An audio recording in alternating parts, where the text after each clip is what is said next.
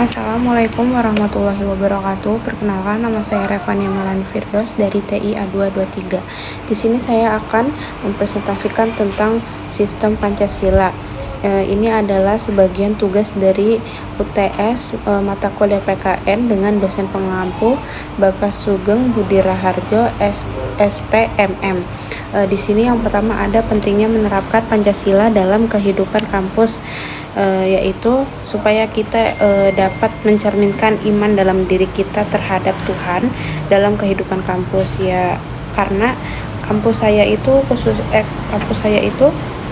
tidak hanya mahasiswa itu tidak hanya beragama Muslim, tapi juga ada yang non Muslim. Jadi di sini kita dididik untuk saling menghargai satu sama lain dan menciptakan kesatuan agama lain, supaya kita mempunyai rasa toleransi yang tinggi serta beretika baik dalam menjunjung rasa cinta tanah air dan bangga terhadap negara bangsa kita sendiri. Hal itu dapat kita wujudkan di proses pembelajaran dalam kelas untuk menunjukkan sebagai tanda bukti rasa cinta kita terhadap Indonesia, serta memiliki kemampuan atas dasar nilai sejarah budaya demi menjaga persatuan negara. Ideologi bangsa itu terbentuk dari suatu cita-cita bangsa, yaitu suatu pencapaian yang telah diwujudkan atau diciptakan sebagai rasa persatuan. Yang disitulah terbentuk awal mulanya ideologi suatu bangsa. Kemudian ada ideologi bangsa terbentuk dari mana sih terbentuknya ideologi itu, yaitu ideologi bangsa sebenarnya berasal dari cita-cita, ya, atau pemikiran dari suatu individual yang diterapkan sebagai suatu landasan bangsa. Ideologi bangsa juga terbentuk dari nilai-nilai atau kebiasaan-kebiasaan budaya masyarakat sekitar, yaitu yang dijadikan, ya, suatu pemikiran bangsa yang dijadikan satu, kemudian mereka anggap itu sebuah ideologi. Kemudian di sini ada ideologi Pancasila menjadi filsafat, yaitu alasan ideologi Pancasila dijadikan filsafat karena di setiap nilai-nilainya itu terkandung ada aspek kehidupan yang mencerminkan kepribadian atau berketuhanan, ya, yang menciptakan sebuah rasa toleransi terhadap sesama. Kemudian menjadikan manusia yang beradab, mengkodratkan manusia sebagai manusia yang adil, gitu kan. Kayak manusia tuh pasti punya rasa-rasa individual tersendiri kan. Nah, dari filsafat itu juga mencakup dalam hal seperti ontologi, aksiologi, dan epistemologi serta filsafat lainnya. Kemudian ada Pancasila sebagai ideologi terbuka. Di sini nilai-nilainya itu berhakikat, ya, maksudnya pada hakikatnya nilai-nilai Pancasila sebagai ideologi terbuka adalah di situ sistem landasan masyarakatnya. Di dalam itu terdapat etika, moral, dan hukum dalam kehidupan yang setiap masyarakat itu memiliki, gitu, sikap-sikap tersebut. Nah, jadilah sebuah ideologi terbuka. Kemudian di sini saya menjelaskan tentang etika norma moral Pancasila. Yang pertama menjelaskan etika moral. Etika norma dan moral adalah satu kesatuan yang tidak bisa terpecahkan. Itu tuh tidak jauh tipis, ya, teman-teman. Jadi di sini etika dalam Pancasila mungkin itu dapat menilai suatu antara baik dan buruknya suatu individual.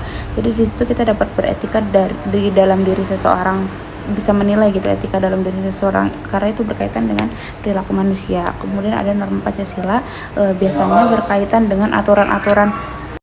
Di sini ada norma Pancasila, yaitu di mana norma adalah sebuah aturannya sudah ditetapkan di lingkungan masyarakatnya. Kemudian ada moral Pancasila itu berkaitan dengan ajaran-ajaran yang sudah dilakukan para leluhur dahulunya, kemudian diterapkan di generasi-generasi mendatang. Jadi etika, moral, dan norma itu tidak beda jauh, ya, teman-teman. Kemudian ada etika dalam di masyarakat umum. Apa sih yang harus kita lakukan ketika kita berada di masyarakat umum? Yaitu kita mengedepankan nilai-nilai Pancasila seperti nilai-nilai beragama, toleransi, kemudian menciptakan persatuan dan kesatuan, kemudian ikut bermusyawarah dalam rapat-rapat di dalam masyarakat, di situ tuh kita dapat mewujudkan suatu nilai toleransi. Kemudian nilai sikap demokrasinya pun ada jika kita mengikuti musyawarah dengan aturan yang benar dan beretika, serta menyertakan dalam kehidupan bermasyarakat. Kemudian kita dapat menjelaskan nilai-nilai yang berlaku di masyarakat. Di sini ada nilai itu bersifatnya umum ya. Ini juga dapat digunakan untuk menilai suatu tindakan. Jadi kita tidak boleh melakukan tindakan sebelum melakukan survive gitu kan. Kemudian di sini ada yang dimaksud dari nilai yang berlaku di masyarakat, yaitu nilai-nilai yang mencerminkan kehidupan berdasarkan etika, moral, dan norma yang baik. Kemudian ada Pancasila sebagai sumber etika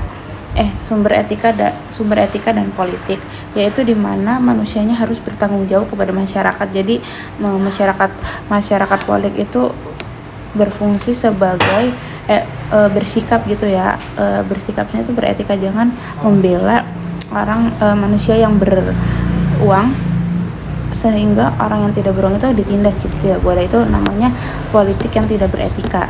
Jadi di dalam politik pun begitu, kita harus menerapkan moral yang baik dan beretika yang baik supaya masyarakat memandang dunia politik itu baik, tidak selalu dunia politik jahat ya.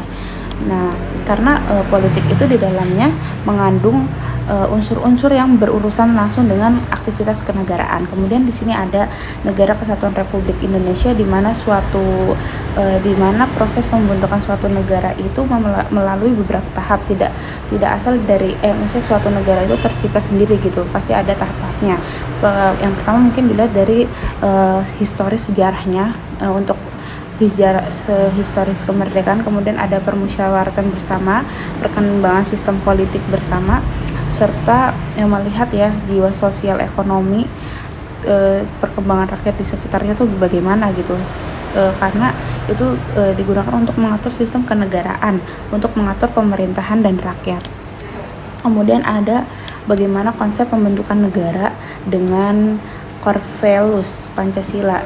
Ini artinya itu untuk membentuk konsep negara kesatuan Indonesia menggunakan Corvelus dengan cara memegang suatu kepercayaan individu itu sendiri dengan nilai-nilai yang mengambil sebuah keputusan atau tindakan. Jadi Corvelus itu digunakan untuk kepercayaan diri individual gitu loh. Ini tuh digunakan untuk dasar keputusan atau tindakan untuk suatu negara.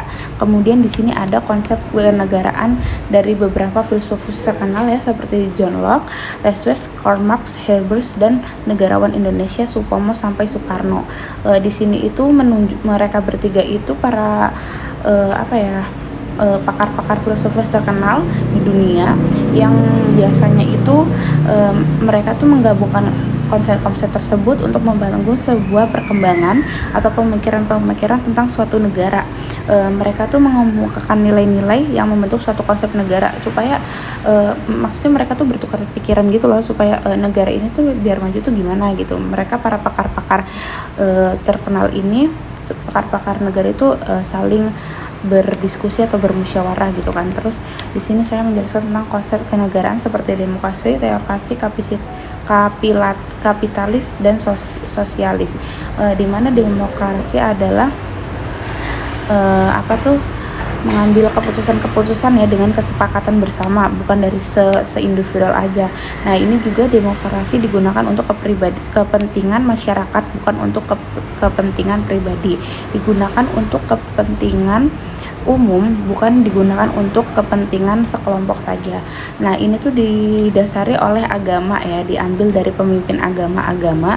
Mereka berdiskusi gimana sih demokrasi yang baik itu. Nah, dibentuklah sebuah unsur-unsur yang membangun negara berlandaskan negara atau agama ketuhanan yang Maha Esa. Kemudian ada Kemudian di sini ada kapitalitas, yaitu di mana sistem ekonomi atau hak pribadi mengakibatkan kesenjangan ekonomi.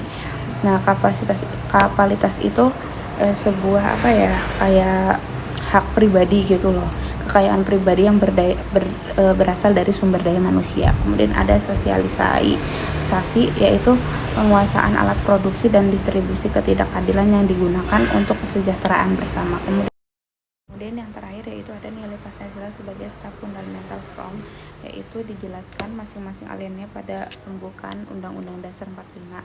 Sila pertama aliannya pertama adalah yaitu suatu keinginan rakyat untuk bebas dari penjajah pada saat itu, karena bagi mereka itu penjajah itu sangat keji ya pada zaman penjajahan, tidak menggambarkan pri kemanusiaan dan pri keadilan. Maka dari itu mereka minta kebebasan kepada negara untuk segera berakhirlah yang namanya itu penjajahan. Kemudian ada aliannya kedua yang dimaksud yaitu menjelaskan pencapaian atas kemerdekaan bangsa Indonesia karena telah sampai pada titik yang bahagia. Jadi pada saat itu para pakar tokoh-tokoh negara itu mencetuskan gitu, mengumumkan bahwa Indonesia itu telah merdeka pada saat itu. Maka dari itu mereka membentuk sebuah kemerdekaan dari penjajahan, kemudian membentuk sebuah negara yang merdeka, bersatu, berdaulat, adil dan makmur. Kemudian di alinea ketiga dijelaskan pencapaian atas kemerdekaan Indonesia karena telah sampai titik bahagia rakyat Indonesia pada saat itu, karena Indonesia telah menanti lama berabad-abad untuk kemerdekaan dari sebuah penjajah dan membentuk sebuah negara yang merdeka, bersatu, adil dan makmur. Kemudian di alinea keempat, Indonesia juga berhasil berkat Tuhan pada saat itu, sehingga kita didorong untuk maju dengan keyakinan dari Tuhan, terjadilah suatu kemerdekaan. Dan pada saat itu setelah kemerdekaan tercapai, pemerintah membuat suatu sistem serta memajukan rakyat agar terciptanya rakyat adil, makmur dan sentosa, serta melandasi nilai-nilai Pancasila dalam kehidupan berbangsa dan bernegara. Kemudian ada peran pembuka sebagai sumber tertib hukum Indonesia. Perannya adalah di mana suatu hukum negara itu wajib dan memiliki prinsip tujuan ya. Jadi supaya hukumnya itu tidak jadi hukum sembarangan. Nah, di situ hukum itu supaya hukum tidak membentuk ketidakadilan kepada masyarakat sesama, tidak membedakan antara golongan A dan golongan B. Maka dari itu pembukaan sangat penting, bukan hanya untuk prinsip dasar saja, namun untuk sumber prinsip dasar yang kuat.